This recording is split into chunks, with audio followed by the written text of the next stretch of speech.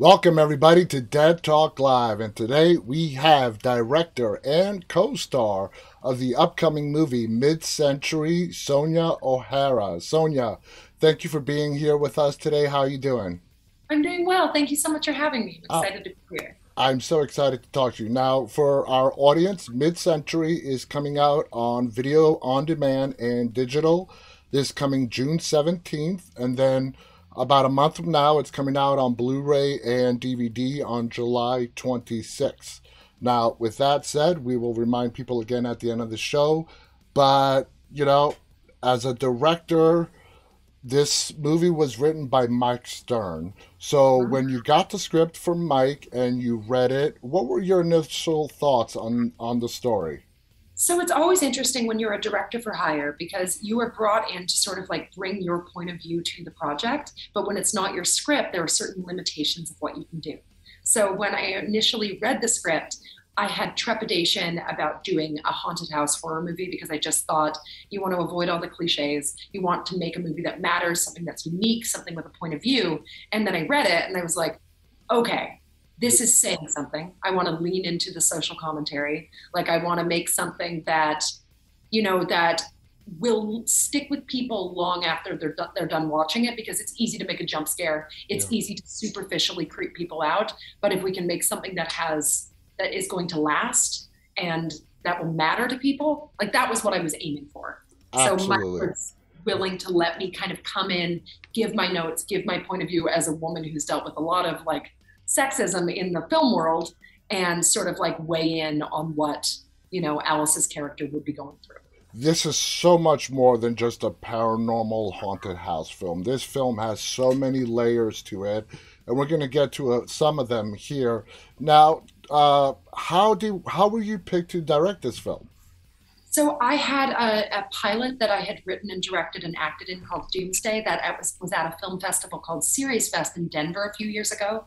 And Mike Stern, the writer, approached me, but I just thought it was one of those things of a producer sort of being like, yeah, you were great. We should work together one day. And like nothing would ever come of it. Yeah. And then a couple years later, he emailed me and said that he had been following what was happening because I had just directed another feature film for someone else. And he was like, hey, I would love for you to read the script. And he had been so nice and so lovely that I was really hopeful that the script would be good, but you never know, right? So when I ended up getting the script and it was like, it stuck with me and was like messy and creepy and sexy and weird, I was like, okay, I actually want to make this movie. That's So awesome. yeah. That's awesome.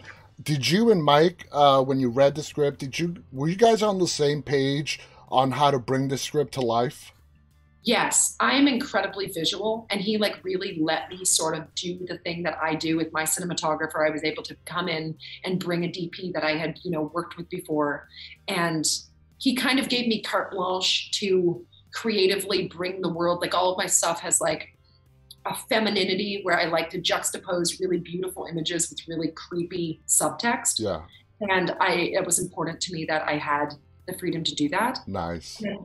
He just really was supportive of my vision while giving me the tools I needed and that cast. Like once I Oh, was able to have real cast like that, that elevated everything, I mean, you know? Shane West, Stephen Lang. What were your thoughts that you were going to get to work with these people? I was so excited. Like I grew up watching Shane West, like, and he's always been such a damn good actor that I Yeah, think underutilized.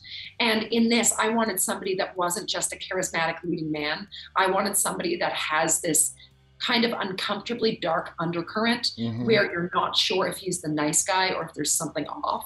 yeah, Because I know a lot of people like that, and I yeah. wanted to play with the idea of like he thinks he's woke and hip and cool, but he's problematic, just like the Stephen Lang character in the book. Exactly. And we're going to get into Shane West's character in a little bit, but the film revolves around architecture and a famous architect by the name of Frederick Banner, who's played by Stephen Lang. Before we get into Stephen's character, were you worried on how you were going to bring the 1950s houses? That, by the way, the film is not, it doesn't take place in the 50s. Well, No, not entirely. it's It takes flashback, place, right? yeah, it takes place in the present time, but it's about the architecture from the 50s done by this architect, Frederick Banner. Were you worried on how you were going to represent that and bring that to life when you were on set? Yes, I mean it's something that like when I was given this mid-century house to film in, and there were a couple other mid-centuries that we also had like a day here and there where we were filming in them. They're gorgeous, but most of these houses have been updated so significantly that operative word is now modern, right? Like they Yeah. don't look like they did in the past. But we had our production designer Zach Bangma came in, and he was somebody that he knows that I don't like to shoot white walls or non-visual things, and he would be building walls in the middle of a room to wallpaper it because you couldn't wallpaper these like pristine Yeah. vintage homes, and he would be just giving me all the tools to make them look like they were aged houses from yesteryear. Like it was, I had a whole art department that were doing everything they could to bring every sort of like picture perfect detail from the era. For me, watching the exterior of the house, I don't know if this was what you were, but for me, it totally reminded me of the Brady Bunch. You know, that Brady Good, Bunch type of good. house from the 60s and the 50s and so on. Now, Frederick Banner is a rock star in the architect world, okay? He's passed away now, but he's legendary. But we find out that this man has a lot of skeletons in his closet. Did you and Steven, who plays Frederick, have some pretty in depth discussions on how his character was going to be brought to life? Stephen is fascinating because he's this actor's actor. He's a Shakespearean trained actor. He's a member of the Actors Studio. He cares about the art of acting so much. And he is willing, he doesn't have any ego about it, where many of the bigger actors do. Yeah. Like on set, there were times that he would let me give him 12 different redirects. And it wasn't because he wasn't nailing exactly what I wanted, but I was like, what if we also do this thing? Because he has this like joy about it. And I'd Yeah. be like, let's try it like this. Let's try it like this. And I felt like we were like, working out artistically, and he would just like throw things at me and disarm me by the totally different direction. Like the sky is the limit of what he's capable of doing, and he's Absolutely. just willing to like go in there. And I was amazed because I was a little intimidated before I met him. I Oh, mean, yeah. this is a guy that has worked with James Cameron. Oh, Like yeah. this man is a force, and I wanted to be really prepared, and I knew that script inside out. And he was just the most low key, kind person. Like he never made me feel intimidated. He wanted to know my vision. He was constantly checking in with me to make sure that he was delivering what I wanted. And I'm thinking like, dude, I'm like over the moon that I get to direct you, and you're just making sure I feel okay. He So has this yeah. brilliant ability to play the nice next door neighbor, but also at the same time show a darker side. Like we see in Don't Breathe, you know? I mean, that's just a classic example. Here's a man who's supposedly blind, but he will kill you in 12 different ways. You know what I mean? And that's the Yes. beauty of Stephen Lang. And He speaks eloquently. Like there's this there he's so polished and dashing. And then there's this like deviousness underneath it, which makes him just really compelling to watch. mhm. Because he's this like charming bad guy, right? And he reads just highbrow, you know? Yeah, yeah. So let's talk about the two main characters of the film. One is played by Shane West, which is his character's name is Tom Levin, and then we have Dr. Alice Dodgson, played by Yes. Chelsea Gilligan, who she did a brilliant job as well. And this Uh, is one of her early performances. Like Chelsea is such a talent and a yes. really good person, and like everyone should hire Chelsea. I think she's gonna have a huge career. Did before we proceed, did you were you the one that had the final say in casting her to play Well, Alice? it was definitely a team effort, right? Because we were all Shane is also an EP on the movie. So we wanted to make sure that we had a love interest for his character, that they had chemistry. Because we've all seen where you find an actor that you think these two actors are going to be perfect together, Yeah. and then there's nothing happening between them on screen. Mm-hmm. And we auditioned a lot of actors, and there was a whole issue where there was a scheduling thing, and an actress ended up having to not be able to do the role who'd signed on months before, Mm. 2 days before shooting. Oh And God. suddenly we'd already started shooting scenes that didn't have Chelsea in it. And we were like, oh God, we need to replace our leading lady. And our casting director went into overdrive. I would be shooting for 14 hours, going back to my hotel room in Orange County, watching self tapes from all of these actors. And then when we found Chelsea's tape, it was like this, A Hail Mary. godsend. It must have been a Yeah, we couldn't godsend. believe it. And we're like, this girl is so great. And she's stunning. Like she looks like a model, but she's one of those people that truly doesn't know she's beautiful.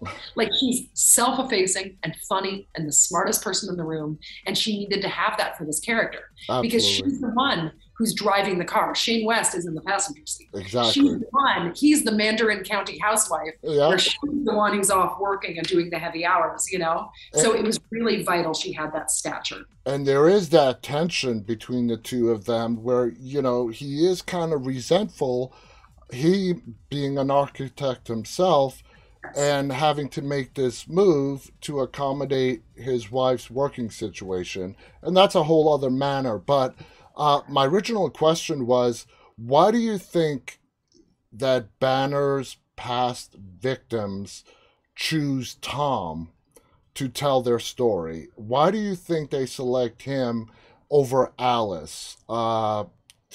Because when Alice is around, you don't see any of the paranormal aspects in the film. It really No. happens to Tom. Why do you think that is? I think that they see Tom as a vessel for themselves of what they would be in modern day. Like back in the time, back in that era, they were able to be unapologetically sort of lecherous and caustic and wear everything on the surface. Yeah. And we have Tom as this even keeled, charismatic, well spoken everyman. And I feel like they know that there's more, he's more of a vehicle to be able to get stuff done in this world than the woman. And it's still just like commentary on what it's like to move through that world, especially for her, as a woman of color. And we're going to get Like, to that. And we're going to yeah. get to that as well, too. But before we do, Emil Larson is a character, an artist played by Bruce Dern. Now, Emil and Frederick had a very strained relationship in life. How would you categorize their relationship? Like they're it's combative, it's a little competitive. Like Stephen Lang, as Frederick Banner is looking up to Emil Larson as this innovator, like this person who is like at the helm of architecture and art, but you can tell that he doesn't want to be usurped. Yes. Like in the scene that they have together, there's like this underlying current of I want to be deferential and pay homage to you, but you're of the past. That Stephen Lang's character is, he's the guy, like the cool guy who's holding. Exactly. It's like these two Yeah. dominant alpha males in like a Yes. pissing cup, but I was just gonna say that. they share a common interest. We're Yes. not going to reveal any spoilers on Yes, that. but something that transcends both just being into, architecture. And it was fun to see them like play with that because there was all the scripted parts. And then Bruce Dern insisted on improvising within the structure of Uh-huh. that for 5 minutes. And some of the lines that ended up making it into the movie were just crazy things that he came up with. And Stephen Lang was just going head to head. And that was the stuff where all the crew were like on the edge of our seats, like, what are these dudes gonna do next? That must have been so fun to watch. So As well as architecture, art plays a big role in this film with Emil Larson. Where would you put that in retrospect to the whole outline of this film? The art so aspect. the paintings that we have by the Emil Larson character throughout the movie were things that to me were representatives. Like the house is supposed to be beautiful and pristine, and it's supposed to sort of like haunt you and seduce you in turn. Hmm. But these paintings that we have throughout the house are supposed to be the most overt signs that something is off. Like they're all just slightly weird. And I had so much fun as the director working with the artist, Emma, to create these worlds. I was like, okay, so I want the paintings to look at first soft and feminine and like sensual. And then you look close It's and they're dark. like, yeah, it's dark, it's garish, it's assaulty. Like and we were really having fun. Like my DP and I were doing all of these shots where we're like pushing in, and staying really close on these like off-putting paintings, and you're all like creeped out as you're looking at them. Oh, And it was wow. really fun. Anytime that I could put them in the background of a shot, I just felt like it was like adding extra ick. Absolutely, absolutely. It was perfect. Now let's go into the sexual harassment undertone, Yes. which is huge in this film. And Yes. it shows that Alice, who is a doctor, is Yeah. not a woman doctor, is not immune to Yeah. sexual harassment in the workplace. Okay, Yes. and that's a huge statement, very true, very real. I'm Yeah. glad you decided to tackle it and put it in the film. How is it important into how it relates to Banner's character, who's a misogynist from the 50s? I mean, I think the idea to Frederick Banner that a woman like Alice could exist, like in modern day, Must be would just appalling. appalling. Like he would think that's the entire that the world has just gone down, like that everything is terrible if something like this could exist. And here we have this woman in power and she's killing it. And she's just asking her husband and the people she works with, like everything is rooting against her. And she's Hmm. just like this upstanding member of society who's smart and thoughtful and caring. And I was interested in that dynamic because people always know that, actresses get sexually harassed, but people imagined that when I'm in a position of power directing a movie, that doesn't exist. And I can tell you that I've had some of the worst experiences, not on this movie, everyone was lovely, but in the past, Oh, yeah. often with people speaking down to me, or, if I've been on sets before and I'm not, wearing hair and makeup, it's like day 14 in the trenches. And I've had people think I'm a PA on my own set where I'm directing. Or people will try to mansplain to me how Yeah, lenses work. And I'm like, I do this for a living. And I'm exactly. really nice about it. But there are lots of times that, it's just, you know, Now, it's just, I've had the pleasure in the very recent past of interviewing a lot more female directors. It's not nowhere near where it should be no. in regards to, but it is slowly creeping. As a female, as a woman director yourself, do you think we're moving in the right direction with that aspect? I mean, I know there are plenty of opportunities, and when there are opportunities, they get a lot of press, and then people say that like the divide is over. But if you look at any of like, the lists of like the top 100 films of all time, like you rarely see a Yeah. woman right? It's like a topical, trendy thing to hire women directors, but it's like, can it stand the test of time? Like, will people let there be room for feminine stories? You Because I think think it's something that might just phase out? I mean, I worry that people are just going to look at the box office of a few women's films that may have still had people in the studio system, not doing everything to make that woman have her vision really be heard. Yeah. And that I think you have to have people, you have to so consistently be hiring men and women to be in a place where we have real, gender parity. And right Absolutely. now we're on the path to that. And it's wonderful that people are getting opportunities. But, when I'm getting a movie, I'm beating out people of both genders as I'm pitching for that thing. And I've had people be like, she only got it because she's a woman. And I'm like, Yeah. maybe my pitch was better. It's like, we don't know. Like, there's like, you don't want to think of it like that. You just want to be a good director is telling good stories and making good It's like no movies. matter what you do, you can't win. You know. Exactly. Yeah. So you also have a very significant role. You are a Yes. co-star in this film. You play Carrie Brennan, who is one of Alice's best friend and colleague. You were great, by the way. I hope this doesn't come across the wrong way, but when I was watching you on the screen, you reminded me of Jennifer Aniston. Yes.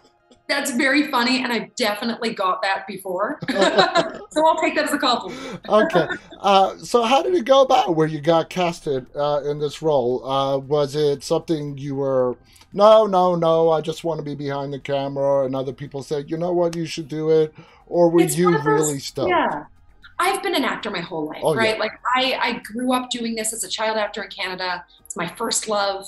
And I moved to this country, on like an artist visa where I was only allowed to like seek work and entertainment as an actress. So I've been acting for a long time. When this movie came around, some of the movies I direct, there are roles that make sense for me and some do not. Yeah. I'm attached to direct a movie that's about toxic masculinity on the oil rigs of Montana. And there's no part for me in that movie. Like I don't exist on the oil rigs, right? So you have to know where you fit into a story. But for this one, I don't know if Mike suggested it or I suggested or I said who's going to play this role. And it was sort of like, you are. And it just became like a thing that It's from day one, natural. yes, it was natural and it felt like the right fit. But yeah, I loved it. And No, it they was were really perfect. respectful that they made that my 4 days that I was acting on set were the last 4 days of the shoot.